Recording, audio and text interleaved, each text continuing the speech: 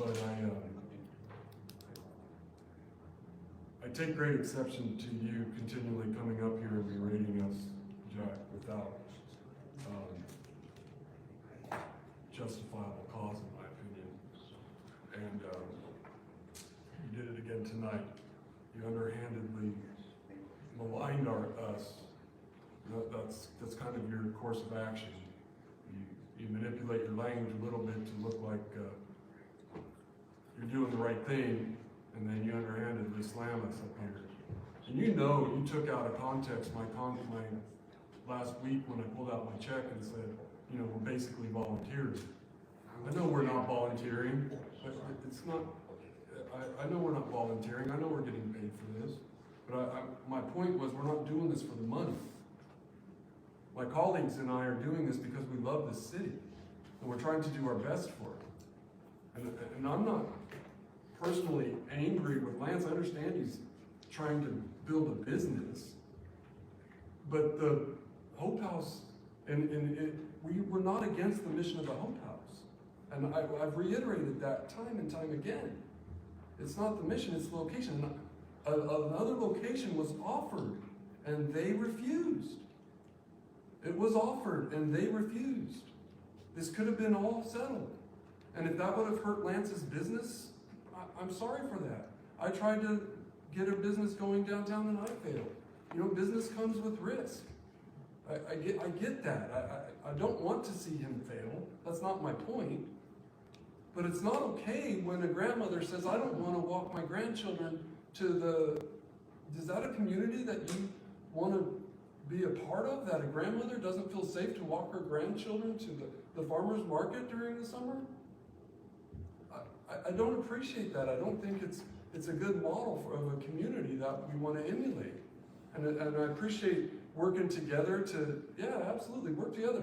Could our neighbors go to that house on Howell across from County National Bank that's been a source of 80 calls in the last 4 years to our police department? Can our neighbors go there and reason with those people that live there and say, can we be good members of this community? You realize you live right across the street from the downtown business district? Would you please respect that? Can you clean up the front yard? Can you make your house look presentable? Can you take some pride of ownership of the community? I don't understand why our police get maligned because a man took a recording of a woman and narrated it with false information. I don't understand how that's acceptable. And I don't understand how that gives you guys just cause to come here and say the police are doing a terrible job. It's not okay. I want to live in a community that honors the police and supports them. And I understand that, yeah, you know, Officer Sims, he could use a little gentler approach to talking to people, right? I get it. I've flown off the handle here a couple of times. That's not acceptable behavior, right? But we got to, somebody said about the number of views, and somebody said about, I wish more of the video would have been released. The police released the full unredacted, well, I think they blurred out some faces, but unredacted version from the start of that call to the end of it. It's all available online if you'll look for it. And I appreciate them doing that. And they couldn't do it immediately because there's legal reasons for that. This whole reactionary thing that we have developed as a community, and I don't just mean Hillsdale, I mean the United States of America, it's a terrible consequence to social media. It's a terrible consequence to social media. We react to things when we don't have all the information, instead of stepping back for a minute and trying to see the totality of the thing. And we get enraged. And is it okay that men from outside of our community called our police chief and threatened his life? Do you think that's acceptable behavior? And that all comes with foul language, vulgarities. You think that's a constitutionally protected right? Absolutely not. You're wrong, sir. You're wrong, sir. It is not. There are responsibilities that we as citizens of this great city have to adhere to. And that responsibility is to respect one another. And words that are considered vulgar, whether they've been accepted and are used a lot because people don't understand the English language, so they have no other way to express themselves. Just because it's acceptable behavior doesn't make it right, and it doesn't make it constitutionally protected. And just because the Supreme Court or any court made a judgment on an ordinance in another city in another part of the country doesn't make our ordinances illegal. And the last time I remember, the courts don't make law. They judge on its efficacy, whether it's enforceable or not. And then we have to come together and say, no, we're going to enforce that, and they can come back at us.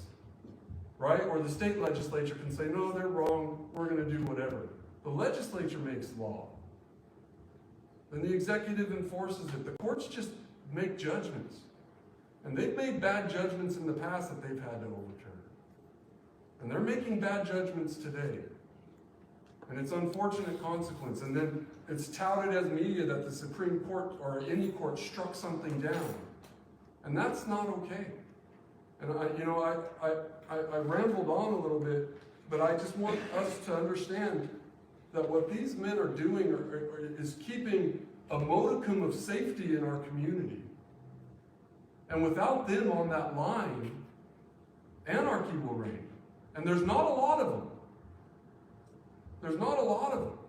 They're working very hard and going above and beyond what's required to ensure our community maintains its safety. And I admire that and I applaud it. And if they have an incident where they fly off the handle because they have to respond to a house that gets 80 calls in 4 years, you know what? After they've been berated for the last 10 minutes with vulgarity, he's a man, right? All that man had to do that was arrested was stay on his porch.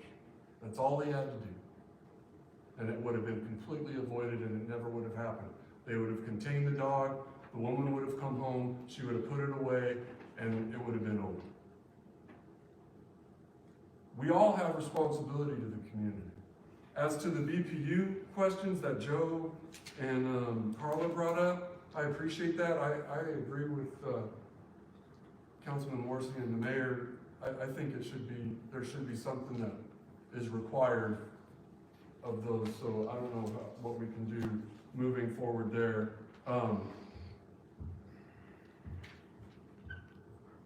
And I think I appreciate your time. Thank you for listening. Thank you, Councilman Socha.